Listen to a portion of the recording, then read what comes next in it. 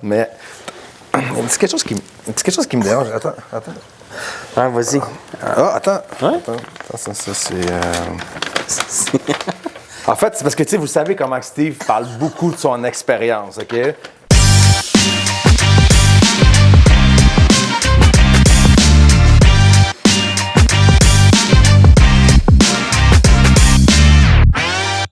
Bienvenue à tous, bienvenue à la game du courtage, encore avec mon acolyte Steve.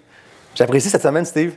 La semaine dernière, il est arrivé avec un coteau watté de construction. Là, au moins, il s'est mis un polo quand même. Je trouve que ça s'améliore. Tu m'écoutes, des fois, tu es toujours une semaine en retard, mais au moins, là, je trouve que tu es plus présentable quand même. Là, c'est bien. Tu sais quoi, j'avais un sentiment que tu allais me dire ça. Puis un matin, j'avais quasiment le goût de mettre le gris pour te montrer que j'avais acheté les deux couleurs. Mais ma femme a dit, tiens, ce chandail-là, tu sais, ça serait bien dans le podcast. Je dis, OK, ouais, je vais écouter ma femme. Là. Ouais, il devrait toujours écouter sa femme. Louis, à chaque semaine, je lui dis qu'il devrait plus t'écouter. Je pense qu'il le fait pas vraiment, mettons, là, mais comme tu vois aujourd'hui, je trouve que c'est bien. Je suis d'accord avec ton choix, Louise, de polo cette semaine. Mais c'est parce que moi, n'importe quoi que je mets, ça me va bien. Oui, OK, oui, peut-être. Non, mais ça se peut. Je suis peut-être... Puis cette semaine, Steve, comment ça a été côté immobilier? C'est une grosse semaine? Oui, cette semaine, ouais, on a closé un deal avec closé. Il n'est pas closé encore, il finit lundi. OK. Ils ont fait le rapport d'inspection. C'est un condo qu'on a acheté, que le client a acheté. Puis c'était juste drôle parce que dans cette situation-là, on a fait un offre d'achat en offre multiple. Puis on l'avait perdu. Puis le courtier, il a décidé de nous mettre en deuxième rang. Mais mes clients, comme on est pressés d'acheter parce qu'ils ont vendu leur propriété, c'est pour moi qui l'ai vendu, c'était quelqu'un d'autre. Puis ils doivent déménager pour le 1er mai.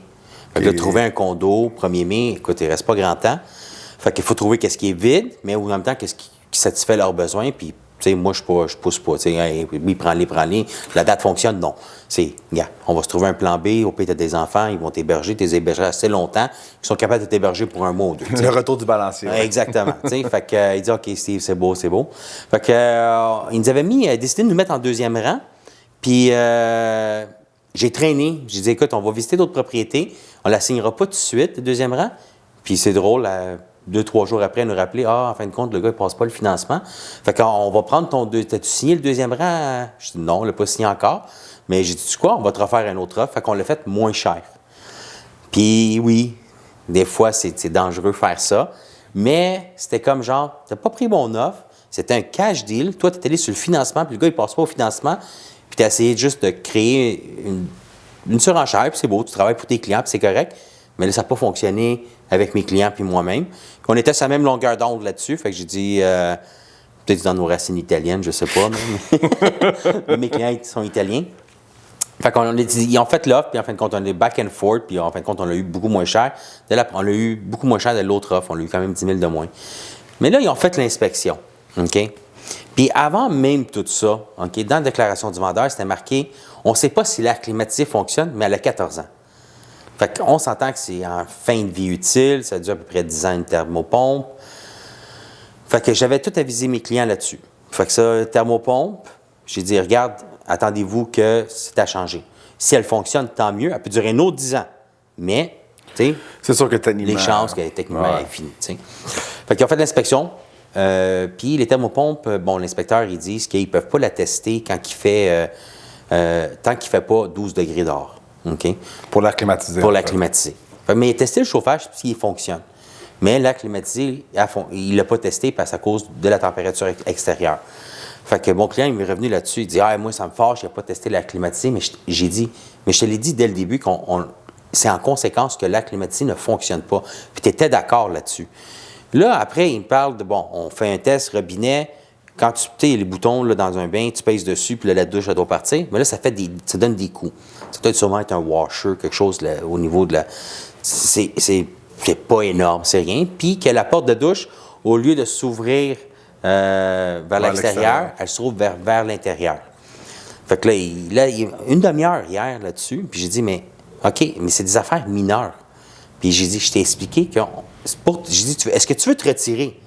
Il dit non, je ne veux pas me retirer, mais j'ai dit, OK, mais j'ai fait tes demandes à l'autre courtier qui a parlé à ses vendeurs, puis il refuse de rien faire. Quand on parle de demande, c'est vraiment d'essayer d'arranger les problèmes. Sans nécessairement dire que c'est des gros problèmes, mais de demander au courtier est-ce que tu pourrais arranger justement la porte de douche et tout. Puis de l'autre côté, ils ont dit non. Du côté vendeur.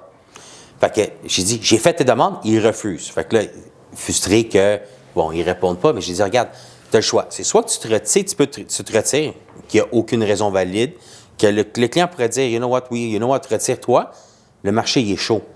Honnêtement, avec d'autres clients, j'ai perdu, ça fait 3 offres que je perds. En offre multiple, c'est des prix ridicules. C'est que même moi, je n'irais même pas à ce prix-là. Mais on les perd. Fait que j'ai dit, lui, il va la remettre sur le marché. Le marché est chaud. Il va la revendre. Puis peut-être qu'il va la vendre plus cher que qu'est-ce qu'on a payé. On sait pas, ouais. Fait que j'ai dit, écoute, là, c'est sûr que, bon, j'ai un background en construction. Pour vrai, je suis sûr que vous le saviez. Je vous l'avais dit, il va essayer de le plugger à toutes les semaines. Là, tu vois, ça fait même pas 5 minutes, il l'a déjà plugué. Ouais. Wow. Fait que, tu sais, j'ai appelé le courtier. J'ai dit, écoute, je vais aller voir la douche. OK, pour renverser la porte, là.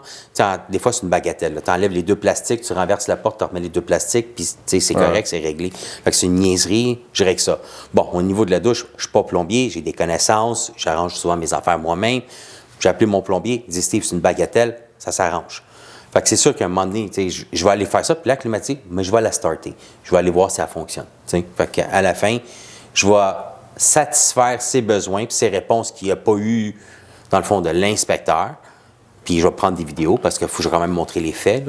L'inspecteur a quand même des obligations. Tu sais, si l'inspecteur ne part pas quand il ne fait pas, mettons, 12 degrés dehors, c'est parce qu'il y a une problématique que ça se peut que ça brise la machine. Exactement. Donc, en tant qu'inspecteur, c'est sûr que tu ne prendras pas la chance de partir, mettons, l'air climatisé et tout. Tu sais.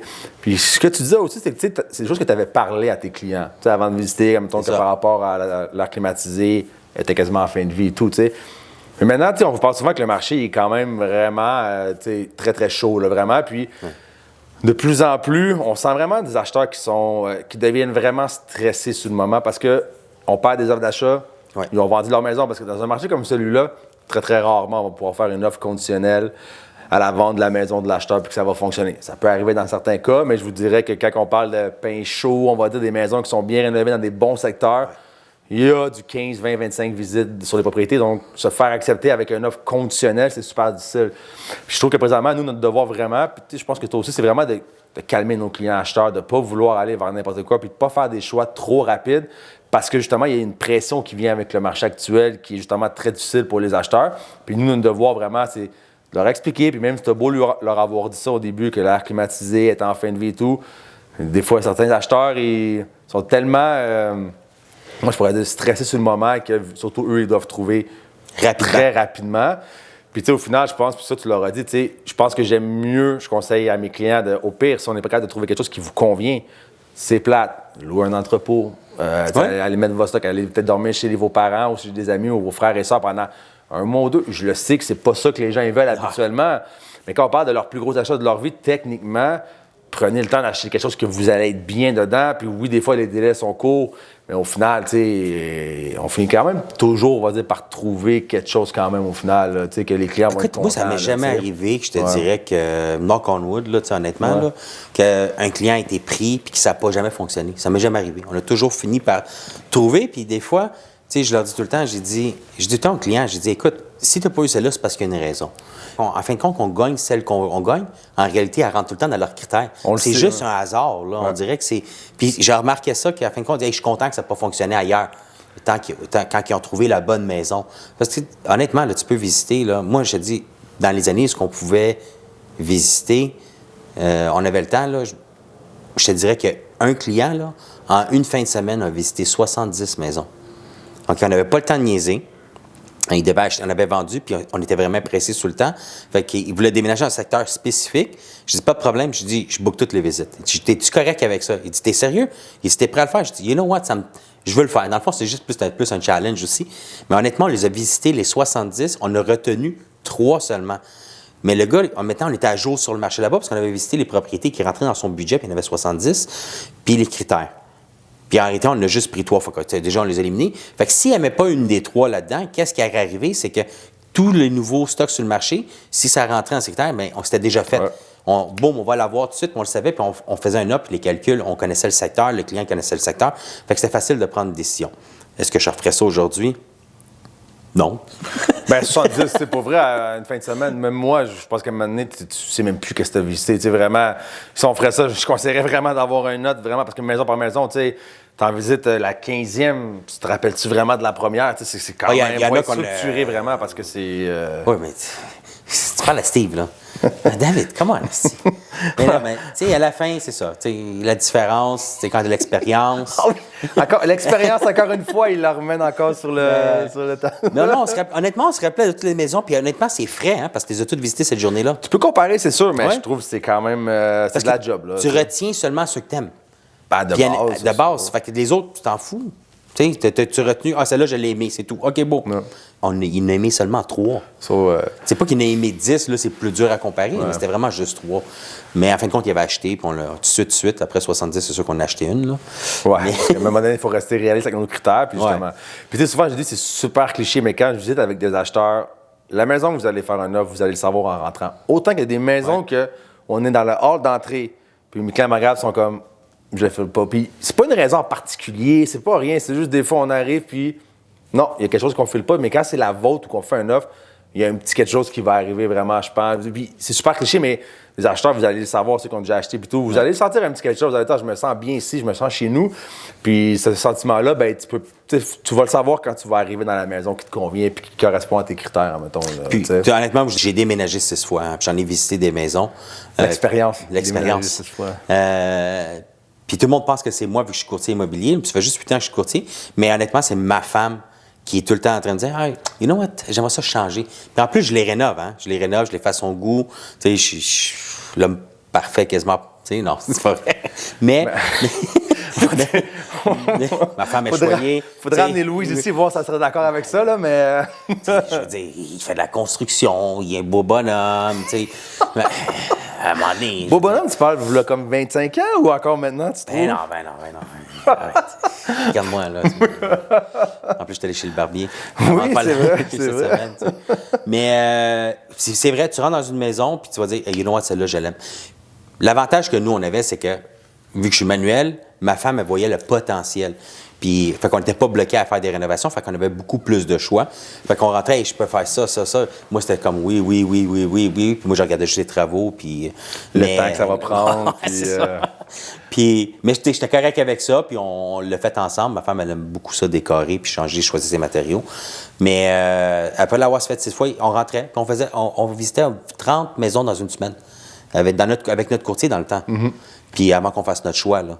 Oui, mais c'est un marché qui était différent aussi. C'est un marché qui était plus d'acheteurs. Donc, il y avait quand même plus de maisons sur le marché. Donc, l'acheteur avait le temps de visiter, de revenir, même une deuxième visite. Maintenant, si tu peux faire une deuxième visite, ben, ça va être quasiment dans la même fin de semaine parce que souvent, les offres vont être répondues le lundi ou le mardi. Donc, c'est très différent. C'est vraiment un marché qui est complètement différent de quand tu as commencé. Oui, parce que même là encore, j'ai remarqué qu'ils font encore 15 minutes. Moi honnêtement, personnellement, je suis contre ça. Je suis pas toi, là. On visite une maison en 15 minutes, là. Je pense que c'est assez, là. Moi, je mets toujours une demi-heure, maximum. Le minimum, c'est une demi-heure. J'ai des visites en fin de semaine, j'en ai 30 sur une propriété, là. Puis c'est au demi-heure. Le monde, ils bouquaient 15 minutes, je changeais leurs choses une demi-heure. Puis je l'ai même marqué une demi-heure. Mettez-moi pas 15 minutes. En 15 minutes, tu ne peux pas prendre une décision éclairée. Là. Ça ne fonctionne pas. Là. C'est sûr que c'est rapide. Puis ça a vraiment été depuis le COVID. Là. On voyait jamais ça avant le COVID, là, mettons, tu sais. Puis, même pour parler du marché aussi, tu sais, moi, cette semaine, puis je t'en avais parlé aussi, tu sais, on avait une offre d'achat qu'un acheteur a accepté, puis on a reçu le rapport d'inspection. OK. Puis, tu sais, je t'ai dit qu'il y avait combien de pages, mais parce que sinon, tu sais, je t'aurais demandé là, tu ne l'aurais jamais trouvé. Tu sais, on a reçu le rapport d'inspection, puis c'était 180 pages pour une maison qui était un plein pied, pas de sous-sol, 3 chambres, une salle de bain. Ça avait pris comme 3h30, environ 3h45, faire l'inspection totale d'une propriété. Tu sais, au final, moi, les inspecteurs, tu sais, je les laisse travailler à leur rythme à eux, au final. Tu sais. Mais c'est sûr que pour les courtiers immobiliers qui sont habitués à faire des inspections, plutôt, tu sais, de propriété, une maison, ça va sûrement prendre tout dépendamment de la grosseur, mais 2 heures, tu sais. 2 heures parce que c'est une maison, mais techniquement, il y a tu sais, c'est comme faire un appartement, c'est un 5,5. Oui, c'est sur la maison qui a du 180 pages, oui. Puis, je me disais, tu sais, même un acheteur, au final, mon acheteur s'est retiré parce qu'il y avait quand même plusieurs points. Même durant l'inspection, je voyais déjà, au revêtement extérieur, il y avait quand même des points quand même que on l'avait pas vu à cause qu'il y avait beaucoup de neige. Puis c'est drôle parce que, tu sais, ces temps-ci, il fait beau. Donc, en une semaine, du moment que l'offre a été acceptée puis pour notre inspection, on est arrivé puis on a vu plein de choses qu'on n'avait pas vues à cause de la neige. Puis c'est vrai qu'il y en avait de la neige, hein? Tu sais, puis ça l'a vite fondu dernièrement parce qu'il fait quand même beau. Donc, déjà à l'extérieur, on commençait à parler avec mon client. Puis, j'avais pas vu ça, tu sais. Puis, au final, je me disais, tu sais, même quand on a reçu le rapport d'inspection, je l'ai lu avec mon client quand même parce qu'au final, c'est important de lire le rapport d'inspection puis de lire les points et tout. Puis je me disais, parce qu'un rapport d'inspection, même si vous avez une maison que vous achetez quand même, puis qu'il n'y a pas grand-chose dans la maison, avoir un rapport d'inspection, c'est quand même bien pour savoir, tu sais, dans les futurs travaux à venir, peut-être dans les 5 ans ou 10 ans, qu'est-ce que la maison va devoir avoir comme travaux. Fait que c'est quand même bien. Mais moi, je me dis, quand tu as un rapport de 180 pages, c'est un roman.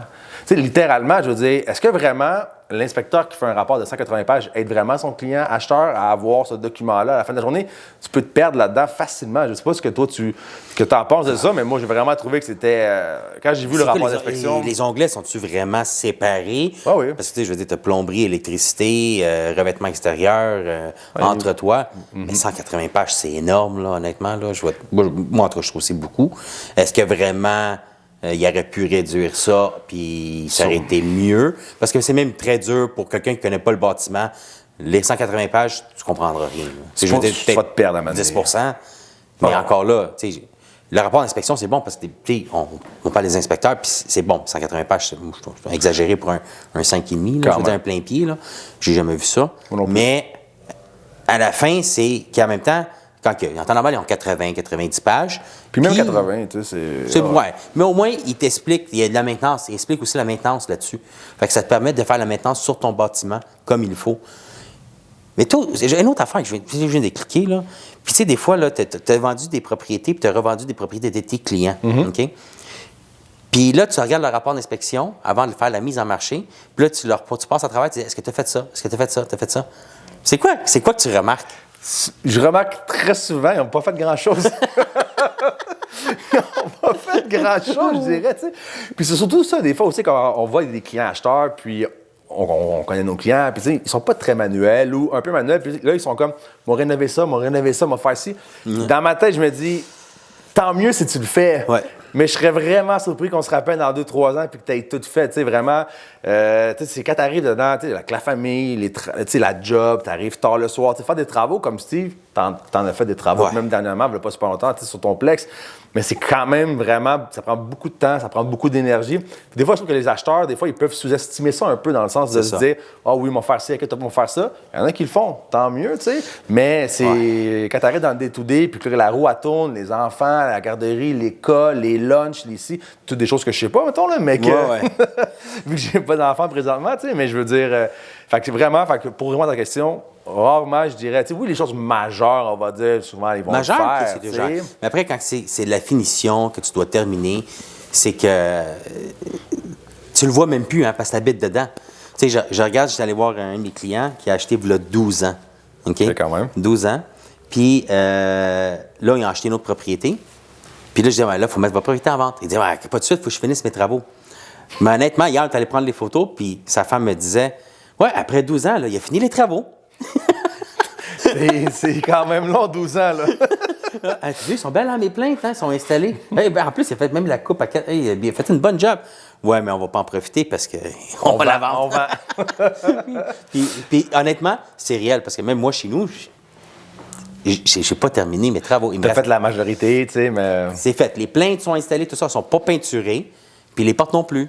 Puis ma femme me dit, quand je vais avoir le temps, je vais le faire parce que là, premièrement, il y a les meubles. Fait que là, tu te dis, il faut que je tasse les meubles, il faut que je fasse de la protection. Puis là, il faut que je me. Puis là, puis plus que tu y penses, plus ça te tente pas. Mais ça me surprend parce que, avec toute ton expérience, tu aurais dû savoir, tu aurais dû planifier ton planning mieux que ça. Ton expérience n'a pas été. Comment on dit l'expression, un cordonnier mal chaussé, peut-être, des fois? Honnêtement, le fait, c'est que j'avais dit à ma femme, j'ai dit. Puis l'affaire, c'est qu'on avait booké des vacances. On a booké des vacances. Puis il fallait déménager. C'est de la pire erreur que j'ai faite. Ça, j'avoue, là, on n'avait pas pensé. J'étais tellement fatigué, on avait booké des vacances pour le 26 juin. Ah ouais, l'année passée, oui. Oui, l'année passée. Mais honnêtement, j'ai loué le premier, puis j'habitais en haut dans les 2 logements.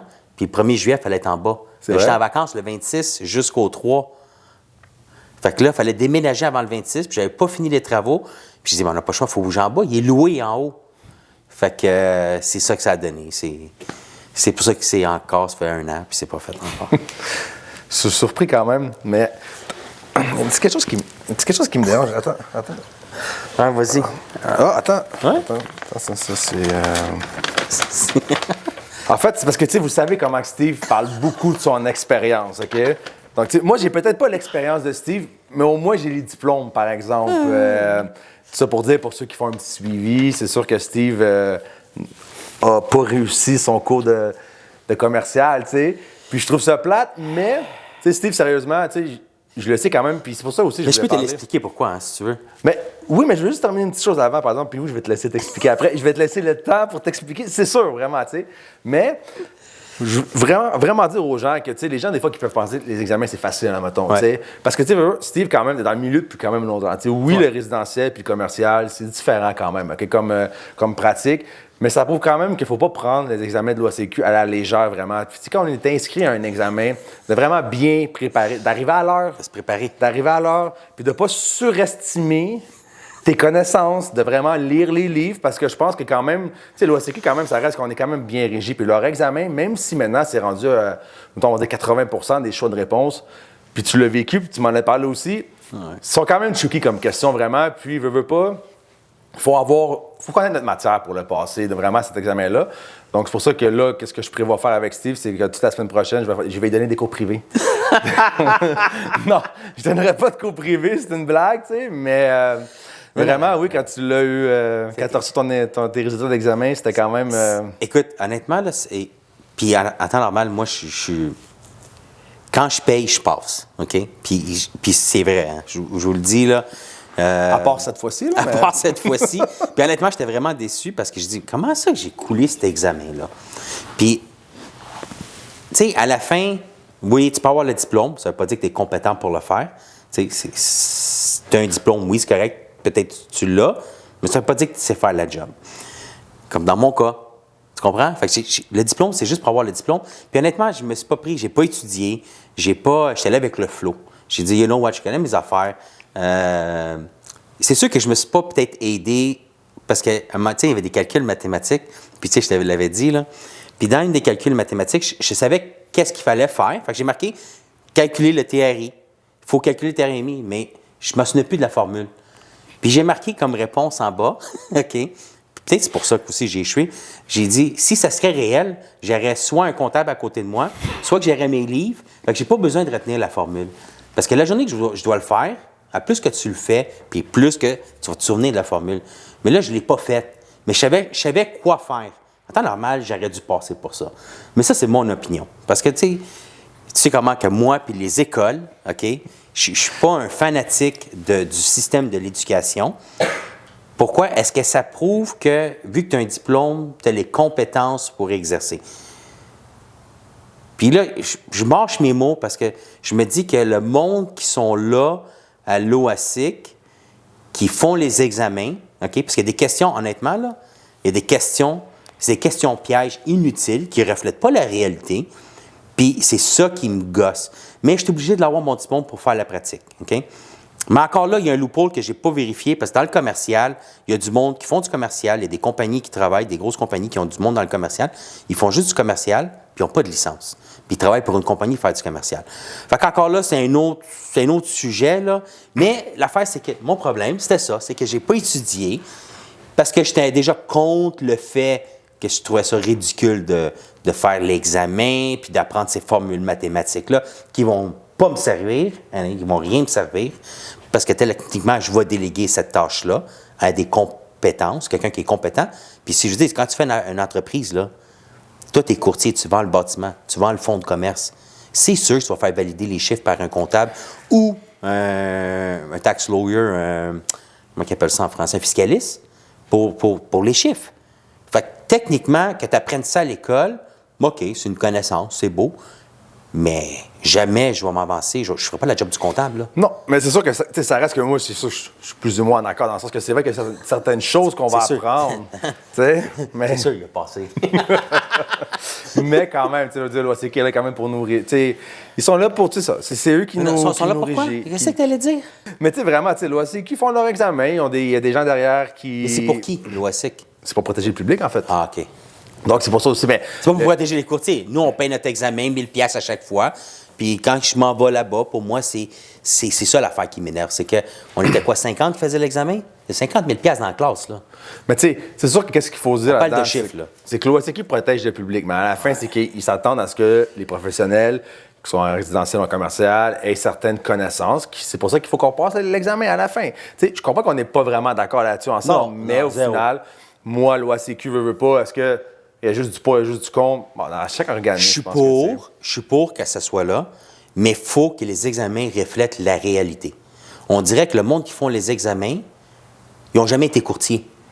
Parce que c'est pas la réalité. Les questions, je te dis, il y avait une question, il y avait 4 choix de réponse, là. Il y en avait 3 qui étaient pareils. Je pense qu'il y avait juste un mot qui changeait dans chaque. Puis j'étais là, mais c'est quoi le but de piéger? En réalité, dans le vrai monde, là, tu vas-tu essayer de me piéger avec une question comme ça? Non! Mais il ne peut pas le faire trop facile non plus. Ben là, c'est pas une question de facilité.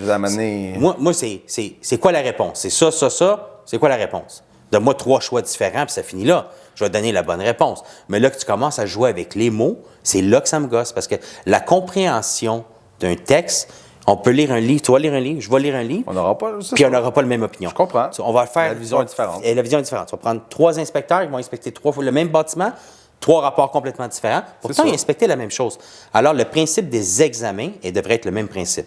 Ça doit refléter la réalité, il doit y avoir une ouverture d'esprit, du thinking de la personne. Ça ne veut pas dire qu'elle pense différemment, que la réponse n'est pas bonne.